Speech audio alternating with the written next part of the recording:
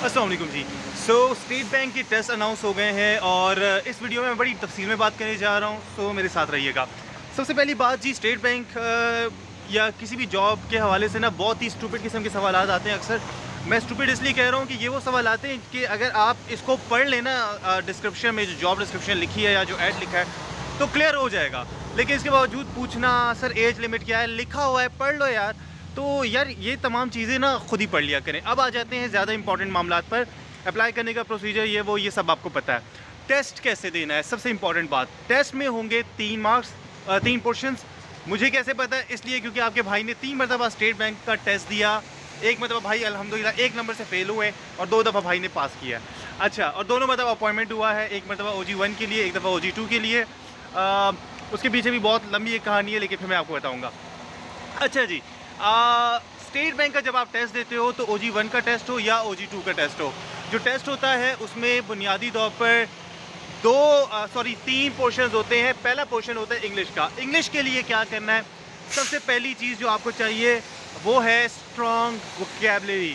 अब वोकैबुलरी कहाँ से पढ़नी है, कैसे पढ़नी है, उसका तरीका ये है कि स्टेट बैंक के टेस्ट में आपके पास वोकैबुलरी जो है वो कवर होती है GRE का जो टेस्ट होता है उससे।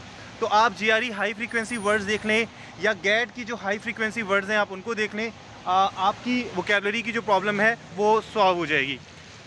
GRE में स्टेट बैंक में पहला पोर्शन इंग्लिश का है। GRE की वोकैबुलरी को पढ़ना है। 500 high frequency words, GRE high frequency words, 900 words, कोई भी लिस्ट इस तरह की निकाल लें और उसे पढ़ना स्टार्ट कर दें। मशवरा ये है कि पहले टॉप 300 से स्टार्ट करें, फिर टॉप 500 पे मूव करें, फिर टॉप 900 पे मूव करें। That would do a good job for you. इसके अलावा ग्रामर आपको आनी चाहिए, टेंसेस आनी चाहिए, एक्टिव पैसिव डायरेक्ट इनडायरेक्ट वगैरह वगैरह आपको आनी चाहिए। दिस इज़ और थोड़ा बहुत प्रपोजिशंस और जो फ्रेजल वर्ब्स होते हैं, फ्रेजल वर्ब्स का ख़ास ख्याल रखिएगा। ये देख लें। अच्छा, दूसरे नंबर पर होता है मैथ्स का पोर्शन। मैथ्स में क्या है जी, 8वीं का मैथ है, लेकिन वो 8वीं का मैथ जो है वो भी आना चाहिए। बहुत सारे लोगों को वो भी नहीं आता। अब 8वीं का जो मैथ है वो कैसे है, उसमें क्या होगा? परसेंटेजेस होंगी, HCF और LCM के क्वेश्चंस होंगे, ज्योमेट्री होगी, बेसिक अलजेब्रा होगा, और कोई भी ऐसे क्वेश्चंस नहीं होंगे जो आप सॉल्व करने के लिए आपको कैलकुलेटर की ज़रूरत हो। लेकिन प्रैक्टिस करनी है। ट्रिक ये है इसमें कि आपके पास वक्त कम होता है। आपको फॉर एग्जांपल 30 मिनट्स में 30-40 क्वेश्चंस अटैम्प्ट करने, तो उस हिसाब से आपको देखना है।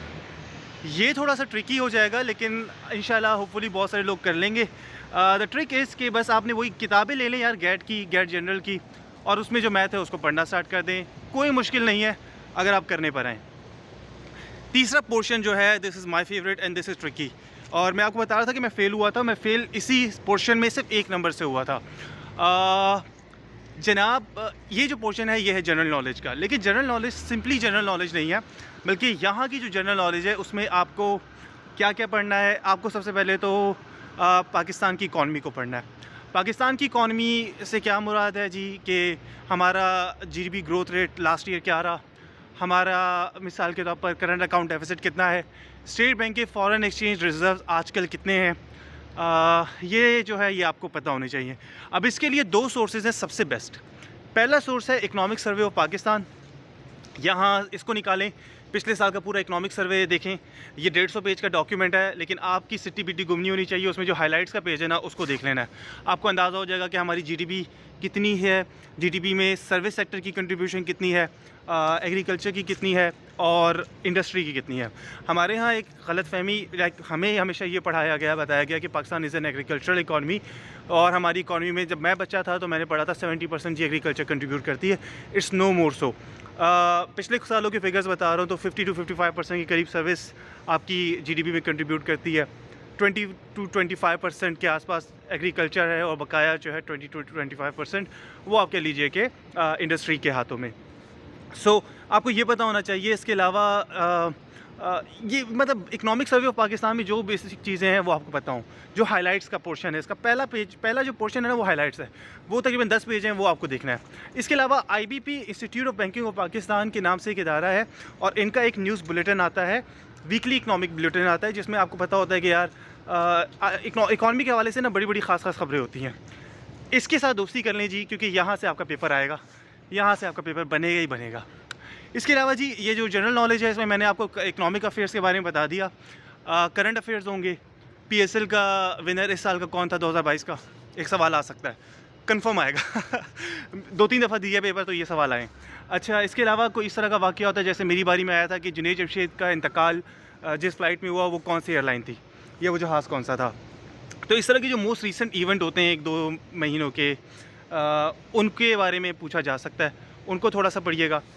और आपको क्या बताया जाए जी, जनरल नॉलेज, हाँ जी, जनरल नॉलेज में सबसे बड़ा दरिया, सबसे बड़ा डैम, मैंने बल्कि इनफैक्ट मुझे याद है कि मैंने गलती ये कर दी थी कि सबसे बड़ा डैम दुनिया का कौन सा है, तो मैंने उसका नाम याद कर लिया था जो ऑब्वियसली हमारा तरबेला नहीं था। प्रॉब्लम ये हुई कि जो क्वेश्चन आया उसमें 4 डैम्स के ऑप्शंस थे, उन चारों में सबसे बड़ा तरबेला था, लेकिन मैं उसको दुनिया का लार्जेस्ट डैम समझ के इंटरप्रेट कर रहा था। मैं कहा इन चारों में से तो कोई नहीं है, बट फिर जो मिलता जुलता नाम था मैंने उसको सिलेक्ट कर लिया, आई सेड ये है, और वो क्वेश्चन मेरा गलत हो गया था। सो एग्जांपल दे रहा हूँ कि जी तरबेला डैम, सबसे बड़ा डैम कौन सा है, पाकिस्तान के जो आबी ज़खायर हैं उनके बारे में पूछा जाएगा, जियोग्राफी के बारे में पूछा जाएगा पाकिस्तान की। So there is a lot that you have to learn, लेकिन मज़ा आएगा जनरल नॉलेज को सीखते हुए, और यहाँ से आपकी बड़ी अच्छी इब्तिदा होगी। आई होप कि मैंने काफ़ी अच्छा गाइड कर दिया है ना। हाँ, so if there is any question video के नीचे कमेंट करें, I try to respond. All the best.